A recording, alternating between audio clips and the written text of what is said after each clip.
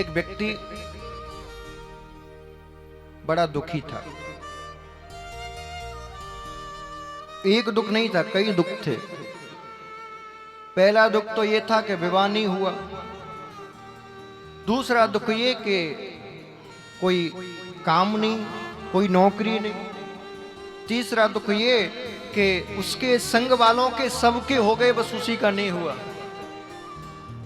हाँ, अच्छा, अपने मित्रों के ना हो फिर भी कोई ज्यादा कष्ट नहीं होता, लेकिन सबके हो जाए और फिर खुद का ना हो फिर ज्यादा टेंशन होती है। यार सबका हो गया, मेरा ही नहीं हुआ।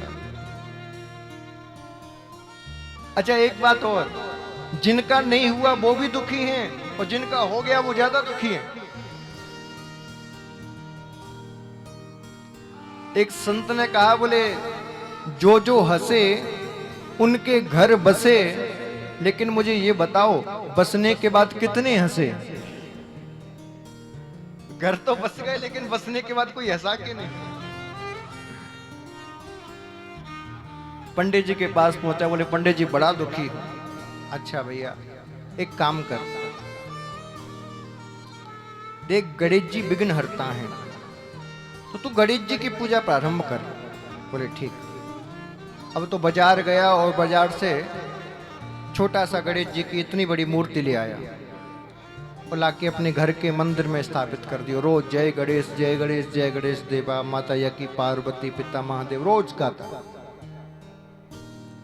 2 महीने 3 महीने खूब गणेश जी को मनाया, लेकिन भैया ना तो शादी हुई और ना ही नौकरी लगी। अच्छा, कलयुग के व्यक्ति को तुरंत परिणाम चाहिए, सब्र नहीं है उसको।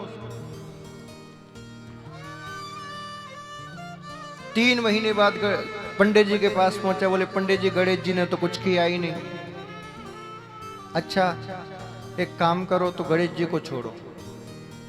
पुत्र कुछ नहीं कर रहा तो पिताजी के पास जाओ, शंकर जी की पूजा करो तुम। तो बाजार गया और शंकर जी की पिंडी ले आया।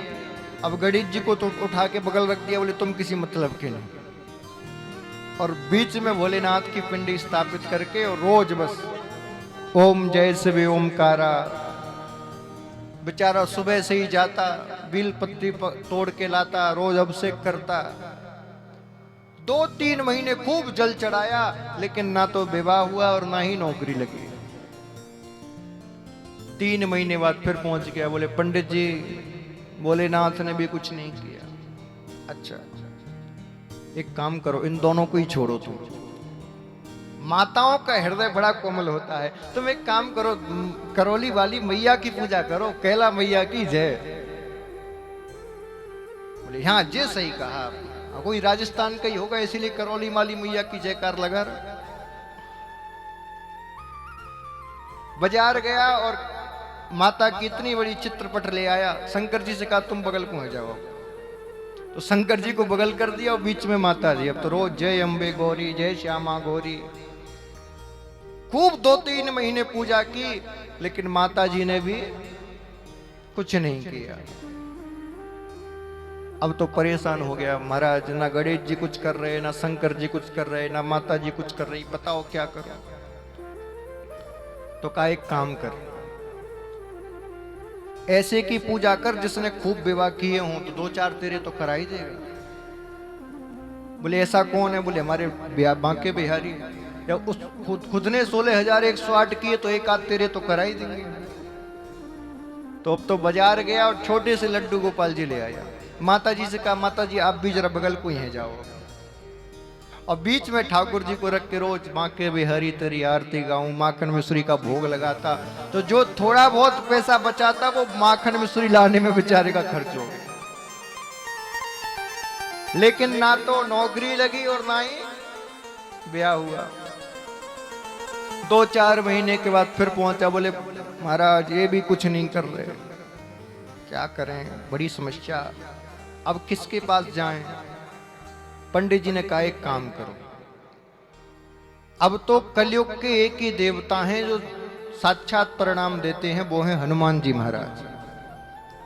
वही तेरे विघ्न हरेंगे। तुझ पे अब कोई बड़ा संकट लगता है मुझे, हनुमान जी की पूजा कर तू और देख तेरा पैसा भी बहुत खर्च हो गया, तो उसमें ज्यादा तुझे कुछ करना भी नहीं है, 2 रुपए का सिंदूर लिया, तेरे 7 दिन चलेगा। बोले ठीक, ये सही उपाय है। बाजार गया, हनुमान जी का चित्र लेके आया। अब मंदिर में तो पहले ही भीड़ हो चुकी थी, जगह बची नहीं। तो ठाकुर जी से कहा एक काम करो, ऊपर देखा पट्ट खाली है, तो ठाकुर जी को उठाया और पट्ट पे रख दिया। बोले तुम यहां बैठो, तुम किसी मतलब के नहीं।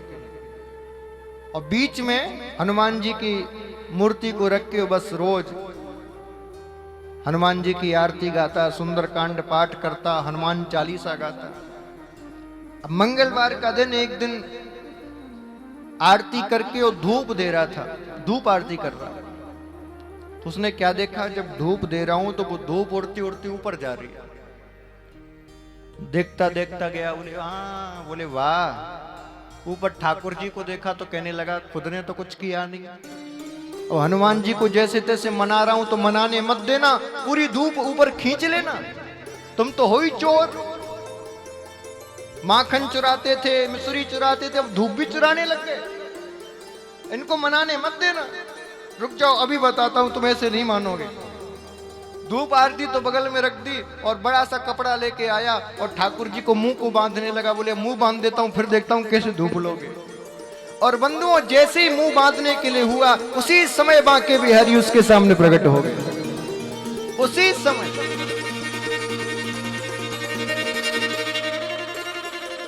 वो कहने लगा वाह जी वाह, आज समझ में आया, तुम मुंह बांधने से प्रकट होते हो।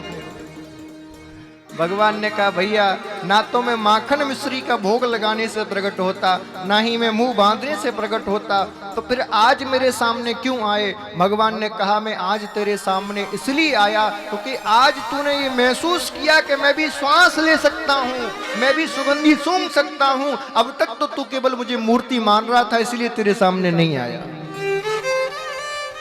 इसलिए नहीं आया तेरे सामने।